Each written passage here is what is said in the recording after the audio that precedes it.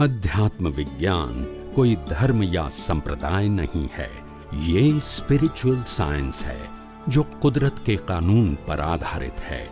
ये विज्ञान पूरे ब्रह्मांड के सभी रहस्यों को उजागर करता है और जीवन के सभी पहलुओं को समझने के लिए एक नई दृष्टि देता है। इसी को आर्ट ऑफ विजन कहते हैं, दुनिया को देखने की एक नई दृष्टि, जो अध्यात्म विज्ञानी परम पूज्य स्वामी श्री कमलेशानंद जी के निर्देशन में सनातन सत्य का अनुसंधान कर हमारे जीवन को प्रकाशित करे। जय सच्चिदानंद। अगर हमको ज्ञान है कि शरीर साधन है कर्म भुगतने का, फिर कौन से केस में प्रतिक्रमण अप्लाई होता है और नहीं होता है? प्रतिक्रमण जब विज्ञान नहीं समझ में आता है तो प्रतिक्रमण जरूरी है। प्रतिक्रमण शब्द धार्मिक है, आध्यात्मिक नहीं। यानी हर धर्म में प्रतिक्रमण, मुसलमान में भी या क्रिश्चियन में भी शब्द अलग अलग है। क्या है? वहां भी कहते हैं कयामत के दिन, क्राइस्ट में भी कहते हैं कन्फेशन, और हमारे हिंदू धर्म में तो है ही क्षमापना। तो और इसीलिए दुनिया के हर धर्म में क्षमापना की बात है अलग अलग शब्दों से, मगर वो धार्मिक बात है। क्या है? उससे साइंस से कोई मतलब नहीं है। साइंस से कोई, साइंस कहता है कि शरीर भी मेरा है, कुदरत कहते हैं शरीर भी मेरा है, चलाने वाला भी मैं हूं, इसका अंत करने वाला भी मैं हूं, इनके हर संजोगों की भुगतान करने के संजोग देने वाला भी मैं हूं। यानी आप कुछ पाप और पुण्य अपनी मर्जी से कर ही नहीं सकते। क्या बताया? कर ही नहीं सकते। ये मैंने किसी को पावर ही नहीं दिया है। और जितनी क्रिया करते हैं वो मेरी हेल्प से करते हैं, इसमें इसके पास फ्रीडम, मेरे तत्वों के अलावा वो कुछ नहीं कर सकते। और इसीलिए दादा भगवान ने इसको कहा साइंटिफिक सर्कमस्टेंशियल। दादा भगवान ने क्या कहा? Scientific circumstantial. इसमें कोई व्यक्ति कुछ भी करने के लिए स्वतंत्र। कुदरत कहती है कि तुम्हारे पास श्वास लेने की भी स्वतंत्र शक्ति मैंने नहीं दिया है। श्वास लेने के तो और क्या कर सकते हैं? अपनी मर्जी से। समझ में आया? तो इसीलिए ये समझने की जरूरत है कि प्रायश्चित का मतलब होता है मैंने गलती किया है और माफी मेरे को मांगनी है। ये धार्मिक बात है। आध्यात्म के अंदर ये मन वचन काया ही कुदरत चलाती है। तो गलती भी कौन करती है? प्रकृति। कौन करवाती है? कुदरत। तो उसमें प्रायश्चित की कोई वो सब्जेक्ट साइंस में नहीं है, मगर धर्म में है। दोनों का लेवल क्या है? When you have a spiritual vision and you follow the spiritual vision, it's not required prayers. But if your vision is religion, connected with the base of religion, you follow the religion, is required the प्रतिक्रमण और prayer.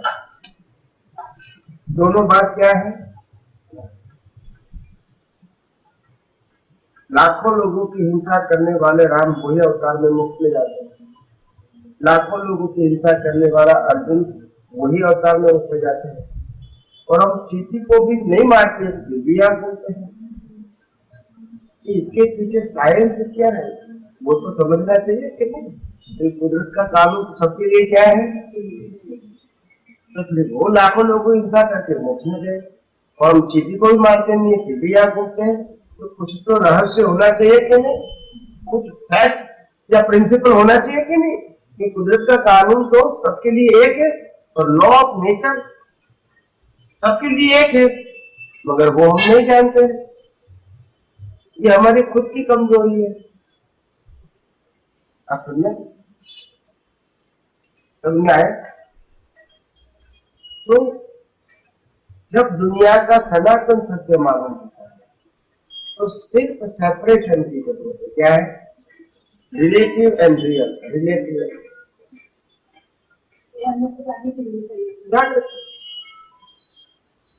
Then you are not responsible. अगर ये मन वचन काया कि आप मालिक हो, चलाने वाले हो, तो रिस्पॉन्सिबिलिटी है।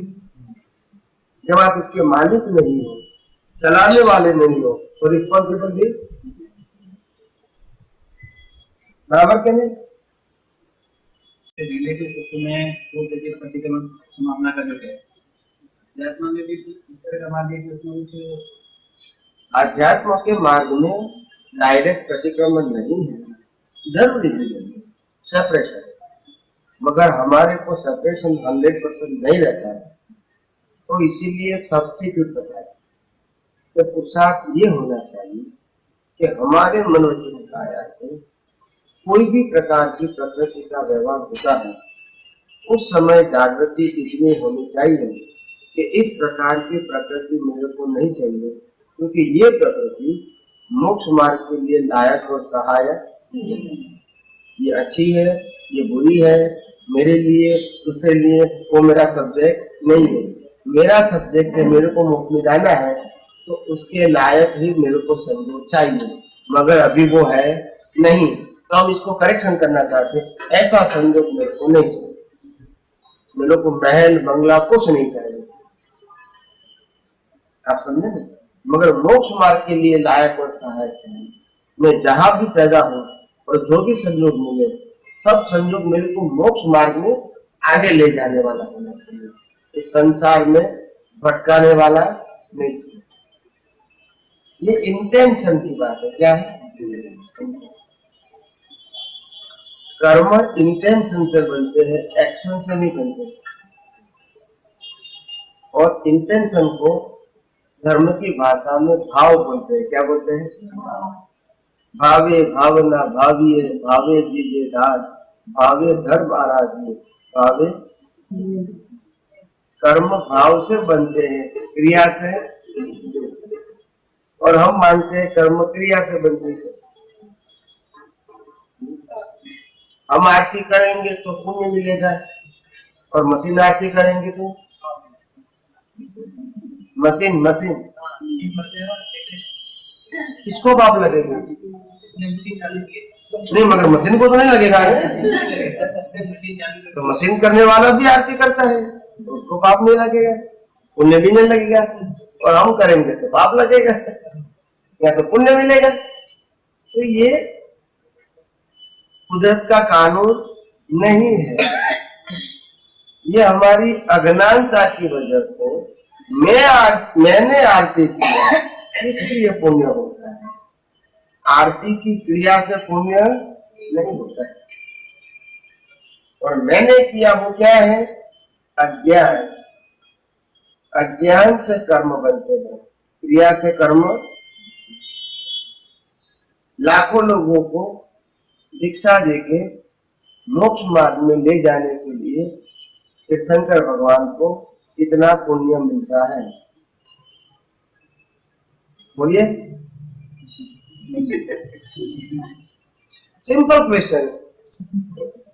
लाखों लोगों को मोक्ष मार्ग में ले जाने के लिए तीर्थंकर भगवान निमित्त बनते हैं, तो इनको कितना पुण्य मिलेगा?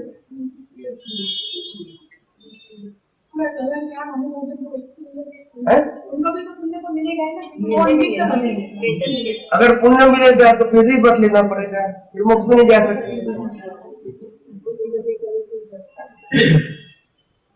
तो ये बात सब हमको समझ में नहीं है, और इसीलिए कहा कि हमारे पास धार्मिक ज्ञान है, आध्यात्मिक ज्ञान नहीं। प्लीज बोलिए। सामायिक प्रतिक्रमण क्रिया करनी जरूरी है। सामायिक प्रतिक्रमण क्रिया करनी जरूरी है।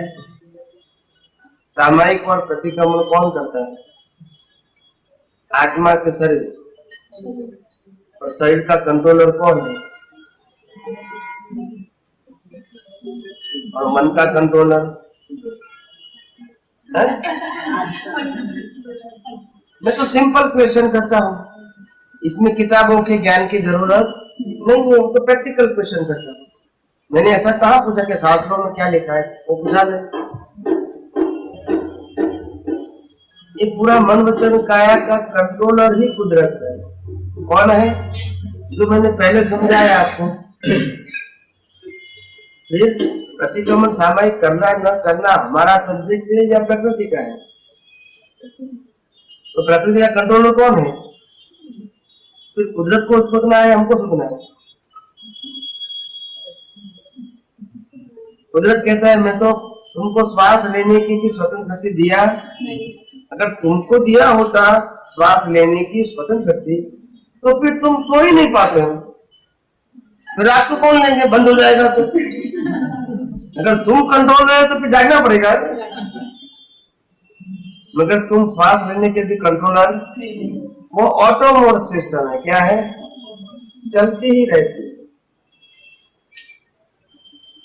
चाहे आप सो जाओ, चाहे जागो, चाहे भान में है, कॉन्शियस है या अनकॉन्शियस है, मगर श्वास तो चलती रहेगी।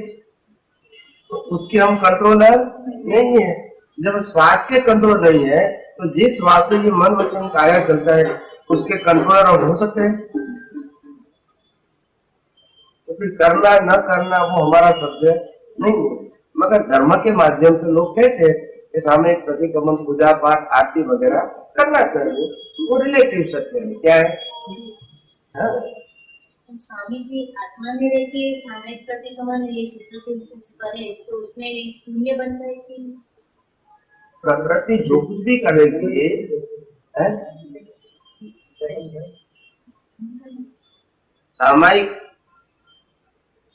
सामायिक प्रतिक्रमण सूत्र के हिसाब से ये हाँ।